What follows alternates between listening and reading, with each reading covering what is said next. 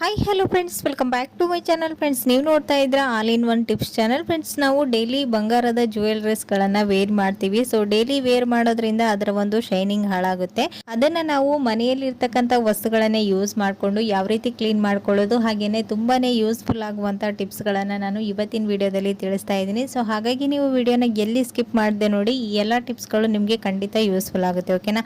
So friends, ಬನ್ನಿ ಹಾಗಾದ್ರೆ ತಡ ಮಾಡ್ದೇನೆ ವಿಡಿಯೋನ ಸ್ಟಾರ್ಟ್ ಮಾಡೋಣ. ಸೊ ಮೊದಲೇ ಟಿಪ್ ಬಂದು ನೀವು ನೋಡ್ತಾ ಇರಬಹುದು, ಇಲ್ಲಿ ಈ ರೀತಿ ಜ್ಯೂಸ್ ಬಾಟಲ್ ಗಳನ್ನ ನೀವು ವೇಸ್ಟ್ ಅಂತ ಬಿಸಾಕ್ತಾ ಇರ್ತೀರಾ. ಹಾಗೇನೆ ಪೆನ್ಗಳು ಸಹ ಮನೆಯಲ್ಲಿ ಇರುತ್ತೆ. ಸೊ ಇದನ್ನ ನೀವು ಈ ರೀತಿನೂ ಕೂಡ ರಿಯೂಸ್ ಮಾಡ್ಕೊಳ್ಬಹುದು. ಅದು ಹೇಗೆ ಅಂತೇಳಿ ತೋರಿಸ್ತಾ ಇದ್ದೀನಿ.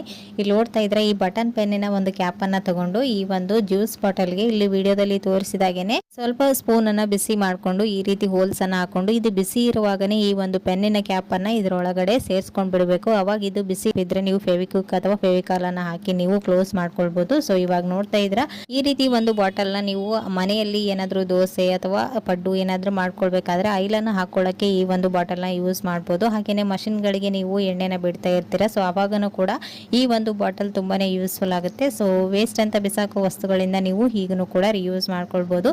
ಸೊ ಈ ಒಂದು ಟಿಪ್ಸ್ ಕೂಡ ಖಂಡಿತ ಯೂಸ್ಫುಲ್ ಆಗುತ್ತೆ. ಟ್ರೈ ಮಾಡಿ ನೋಡಿ. ಓಕೆನಾ? ಸೊ ನೆಕ್ಸ್ಟ್ ಟಿಪ್ ಬಂದು ಇಲ್ಲಿ ನೋಡ್ತಾ ಇರ್ಬೋದು, ಅಕ್ಕಿ ತೊಳೆದಂಥ ನೀರನ್ನು ನಾವು ವೇಸ್ಟ್ ಅಂತ ಬಿಸಾಕ್ತಾ ಇರ್ತೀವಿ. ನಮ್ಮ ಹೇರ್ ಗ್ರೋತ್ ಆಗೋದಕ್ಕೆ ಅಥವಾ ನಮ್ಮ ಒಂದು ಹೇರ್ಸ್ ತುಂಬ ಶೈನಿಂಗ್ ಆಗಿ ಚೆನ್ನಾಗಿರೋದಕ್ಕೆ ಈ ಒಂದು ಅಕ್ಕಿ ತೊಳೆದ ನೀರು ತುಂಬಾ ಒಳ್ಳೆ ಕೆಲಸ ಮಾಡುತ್ತೆ ಅಂತಲೇ ಹೇಳ್ಬೋದು. ಸೊ ಇಲ್ಲಿ ನೋಡ್ತಾ ಇದ್ದಾರೆ, ಇವಾಗ ನಾನು ಅಕ್ಕಿ ತೊಳೆದಂಥ ನೀರಿಗೆ ಒಂದು ಶಾಂಪನ್ನ ಹಾಕ್ತಾ ಇದ್ದೀನಿ. ಈ ರೀತಿ ಶಾಂಪನ್ನ ಹಾಕಿ ಇದನ್ನು ನೀಟಾಗಿ ನೊರೆ ಬರೋ ಥರ ಮಾಡಿ ಈ ಒಂದು ನೀರನ್ನು ಚೆನ್ನಾಗಿ ನೀವು ಹೇರ್ಸ್ಗೆ ಅಪ್ಲೈ ಮಾಡಿಕೊಂಡು ಒಂದು 10 ಮಿನಿಟ್ಸ್ ಹಾಗೇನೆ ಬಿಟ್ಟು ನಂತರ ನೀವು ಹೆಡ್ ಬಾತ್ ಮಾಡೋದ್ರಿಂದ ನಿಮ್ಮ ಕೂದಲು ತುಂಬಾನೇ ಶೈನಿಂಗ್ ಆಗಿರುತ್ತೆ. ಹಾಗೇನೆ ನೀವು ಬೋರ್ ನೀರಲ್ಲೆಲ್ಲ ಸ್ನಾನ ಮಾಡುವಾಗ ಕೂದಲೆಲ್ಲ ಅಂಟಂಟ್ ಆಗುತ್ತಾ ಇರುತ್ತೆ. ಸೊ ಆ ರೀತಿ ಆಗುವಾಗ ನೀವು ಈ ಒಂದು ಟಿಪ್ಸ್ ನ ಟ್ರೈ ಮಾಡಿ ನೋಡಿ. ಡ್ಯಾಂಡ್ರಫ್ ಆಗ್ತಾ ಇರುತ್ತೆ, ಕೂದಲು ಉದುರೋದು ಎಲ್ಲಾನು ಕಂಪ್ಲೀಟ್ ಆಗಿ ಕಡಿಮೆ ಆಗುತ್ತಾ ಬರುತ್ತೆ. ಸೊ ಈ ಒಂದು ಟಿಪ್ಸ್ ಕೂಡ ಖಂಡಿತ ಯೂಸ್ಫುಲ್ ಆಗುತ್ತೆ. ಟ್ರೈ ಮಾಡಿ ನೋಡಿ. ಓಕೆನಾ?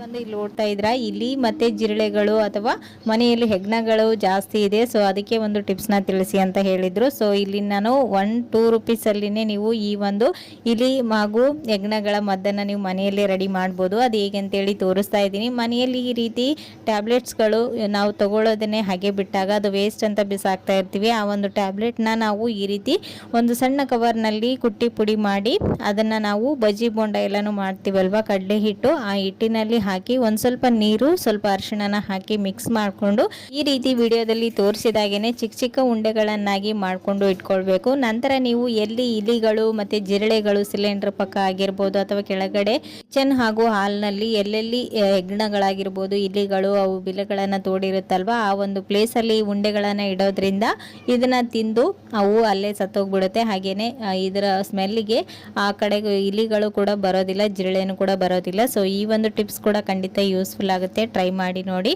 ಸೊ ಇದನ್ನ ನೀವು ನೈಟ್ ಹೊತ್ತು ಇಟ್ಟು ನಂತರ ನೀವು ಇದನ್ನ ಕ್ಲೀನ್ ಮಾಡ್ಕೊಂಡು ತಗೊಳ್ಬೇಕು. ಒಂದ್ ವೇಳೆ ಇದನ್ನ ತಿಂದು ನೀರಲ್ಲಿ ಹಾಗೂ ಅಕ್ಕಿಯಲ್ಲಿ ಹಿಟ್ಟಲ್ಲಿ ಇಲಿಗಳು ಓಡಾಡಿದ್ರೆ ಅದು ಅಷ್ಟೊಂದು ಸೇಫ್ ಅಂತ ಅನ್ಸೋದಿಲ್ಲ. ಸೊ ಹಾಗಾಗಿ ನೀವು ನೋಡ್ಕೊಂಡು ಇಟ್ಕೊಳ್ಳಿ. ಈ ಒಂದು ಉಂಡೆಗಳನ್ನ ಒಣಗಿಸಿ ನೀವು ಬಟ್ಟೆಗಳಲ್ಲಿ, ಕಬಾರ್ಡ್ಗಳಲ್ಲಿ ಒಂದು ಕಾಟನ್ ಬಟ್ಟೆಯಲ್ಲಿ ಹಾಕಿ ಮೂಲೆಯಲ್ಲಿ ಇಟ್ಕೊಳ್ಳೋದ್ರಿಂದ ಈ ಒಂದು ಸ್ಮೆಲ್ಗೆ ಆ ಕಡೆ ಇಲ್ಲಿ ಜಿರಳೆಗಳು ಸುಳಿಯೋದೇ ಇಲ್ಲ. ಓಕೆನಾ?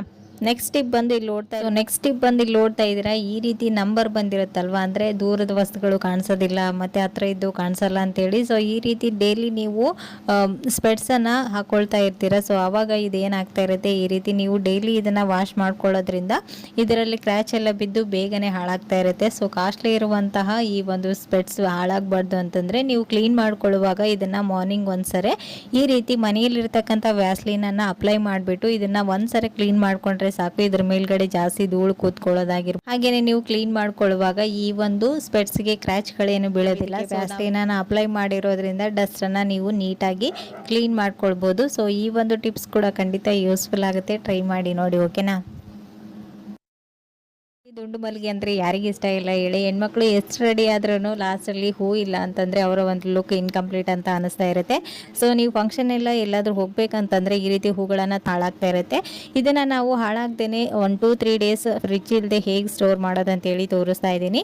ಹಾಗೇನೆ ಫ್ರಿಜ್ ಅಲ್ಲಿ ನೀವು ಈ ರೀತಿ ಇಟ್ಕೊಳ್ಳೋದ್ರಿಂದ 1 ತಿಂಗಳವರೆಗೂ ಇಟ್ರು ಇದು ಹಾಳಾಗೋದಿಲ್ಲ, ಫ್ರೆಶ್ ಆಗಿ ಚೆನ್ನಾಗಿರುತ್ತೆ. ಸೊ ಹೂ ಮಾರೋರು ಕೂಡ ಈ ಒಂದು ಟಿಪ್ಸ್ ನ ಯೂಸ್ ಮಾಡೋದು. ಸೊ ಆ ಒಂದು ಟಿಪ್ಸ್ ಯಾವ್ದಂತೇಳಿ ಇವತ್ತಿನ ವಿಡಿಯೋದಲ್ಲಿ ತಿಳಿಸ್ತೀನಿ. ಬನ್ನಿ ನೋಡ್ಕೊಂಬರೋಣ. ಇಲ್ಲಿ ನೋಡ್ತಾ ಇದ್ರೆ ಇವಾಗ ಹೂನ ನಾನಿಲ್ಲಿ ಈ ರೀತಿಯಾಗಿ ಸಪ್ರೇಟ್ ಮಾಡ್ಕೊಂಡಿದ್ದೀನಿ. ನಂತರ ಒಂದು ಹೇರ್ ಕಂಟೈನರ್ ಬಾಕ್ಸನ್ನು ತೊಗೊಂಡು ಇದರಲ್ಲಿ ಟಿಶ್ಯೂ ಪೇಪರ್ ಅಥವಾ ಈ ರೀತಿ ನ್ಯೂಸ್ ಪೇಪರ್ನ ಇಟ್ಟು ಆನಂತರ ನೀವು ಮಲ್ಲಿಗೆ ಹೂವು ಅಥವಾ ನೀವು ಯಾವುದೇ ತೊಗೊಂಬಂದಿದ್ರೆ ಕನಕಾಂಬರ ಆಗಿರ್ಬೋದು, ಸೇವಂತಿಗೆ, ಗುಲಾಬಿ ಅದೆಲ್ಲನೂ ಇದ್ರ ಮೇಲ್ಗಡೆ ಇಡಬೇಕು. ನಂತರ ನೀವು ಅದರ ಮೇಲ್ಗಡೆ ಹೂ ಇಟ್ಟು ನಂತರ ಮೇಲ್ಗಡೆ ನೀವು ಈ ರೀತಿ ಒಂದು ನ್ಯೂಸ್ ಪೇಪರ್ನ ಜಸ್ಟ್ ನೀರಲ್ಲಿ ಈ ರೀತಿ ಡಿಪ್ ಮಾಡಿ ಇದ್ರ ಮೇಲ್ಗಡೆ ಕಂಪ್ಲೀಟ್ ಆಗಿ ಹೂಗಳ ಮೇಲೆ ಕವರ್ ಆಗುವ ಹಾಗೆ ಮುಚ್ಚಿ ಇದನ್ನ ಬಾಕ್ಸ್ ಅನ್ನ ಕ್ಲೋಸ್ ಮಾಡಬೇಕು. ಈ ರೀತಿ ಮಾಡಿ ನೀವು ಔಟ್ಸೈಡ್ ಇರೋದ್ರಿಂದ 1-2-3 ಡೇಸ್ ಈ ಹೂ ಫ್ರೆಶ್ ಆಗಿರುತ್ತೆ. ಹಾಗೆ ಫ್ರಿಜ್ ಅಲ್ಲಿ ಇಟ್ಟರೆ ನೀವು ಇದು 1 ತಿಂಗಳಿಲ್ಲ 15 ಡೇಸ್ ವರ್ಗು ಫ್ರೆಶ್ ಆಗಿ ಚೆನ್ನಾಗಿರುತ್ತೆ. ಸೊ ನೆಕ್ಸ್ಟ್ ಟಿಪ್ ಬಂದು ಇಲ್ಲಿ ನೋಡ್ತಾ ಇರ್ಬೋದು, ಈ ರೀತಿ ಜುವೆಲ್ಸ್ ಗಳನ್ನ ನಾವು ಮನೆಯಲ್ಲಿ ಯಾವ ರೀತಿ ಕ್ಲೀನ್ ಮಾಡ್ಕೊಳ್ಳೋದು ಅಂತೇಳಿ ತೋರಿಸ್ತಾ ಇದ್ದೀನಿ. ಇದನ್ನ ನೀವು ಜಾಸ್ತಿ ಸರಿ ಕ್ಲೀನ್ ಮಾಡಿಸಿದ್ರು ಇದರ ಶೈನಿಂಗ್ ಹೋಗ್ಬಿಡುತ್ತೆ. ಸೊ ಹಾಗಾಗಿ ನೀವು ಮನೆಯಲ್ಲಿರ್ತಕ್ಕಂಥ ವಸ್ತುಗಳನ್ನ ಯೂಸ್ ಮಾಡಿಕೊಂಡು ಈ ರೀತಿ ಕ್ಲೀನ್ ಮಾಡಿಕೊಂಡ್ರೆ ನಿಮ್ಮ ಒಂದು ಜುವೆಲ್ರೀಸ್ ತುಂಬ ಸೇಫ್ ಆಗಿರುತ್ತೆ ಅಂತಲೇ ಹೇಳ್ಬೋದು. ಸೊ ನೋಡ್ತಾ ಇರ್ಬೋದು, ನಾನಿಲ್ಲಿ ಒಂದು ಟೊಮೆಟೊನ ತೊಗೊಂಡಿದ್ದೀನಿ.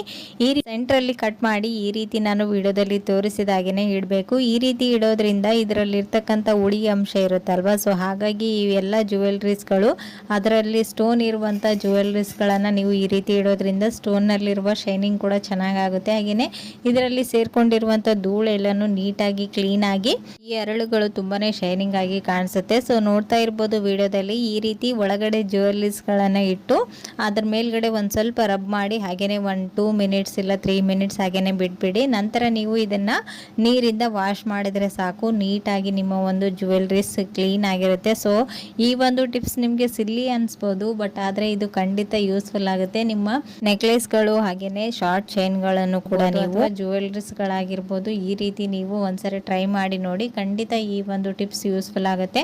ಸೊ ನೋಡ್ತಾ ಇರ್ಬೋದು ನೀವು ಇಲ್ಲಿ ಮೊದಲಿದ್ದ ಜುವೆಲ್ರೀಸ್ಗಳಿಗೂ ಇವಾಗ ವಾಶ್ ಮಾಡಿದ ಮೇಲೆ ಇರುವಂಥ ಜುವೆಲ್ರೀಸ್ಗಳಲ್ಲಿರುವ ಶೈನಿಂಗ್ನ ನೀವು ಅಬ್ಸರ್ವ್ ಮಾಡ್ಬೋದು. ಸೊ ಈ ಒಂದು ಟಿಪ್ಸ್ ಕೂಡ ಖಂಡಿತ ಯೂಸ್ಫುಲ್ ಆಗುತ್ತೆ, ಟ್ರೈ ಮಾಡಿ ನೋಡಿ. ಓಕೆನಾ ಫ್ರೆಂಡ್ಸ್, ನೋಡಿದಲ್ವಾ ಇವತ್ತಿನ ಈ ಎಲ್ಲ ಟಿಪ್ಸ್ಗಳು ನಿಮಗೂ ಕೂಡ ಖಂಡಿತ ಯೂಸ್ಫುಲ್ ಆಯ್ತು ಅಂತ ಅಂದ್ಕೊಂಡಿದ್ದೀನಿ. ಯೂಸ್ಫುಲ್ ಆದರೆ ಪ್ಲೀಸ್ ಒಂದು ಲೈಕ್ ಕೊಡೋದನ್ನು ಮರಿಬೇಡಿ. ಮತ್ತು ನಾಳೆ ಹೊಸ ಟಿಪ್ಸ್ಗಳೊಂದಿಗೆ ಮತ್ತೆ ನಿಮ್ಮನ್ನ ಮೀಟ್ ಮಾಡ್ತೀನಿ ಫ್ರೆಂಡ್ಸ್. ಅಲ್ಲಿವರೆಗೂ ಟೇಕ್ ಕೇರ್, ಬಾಯ್.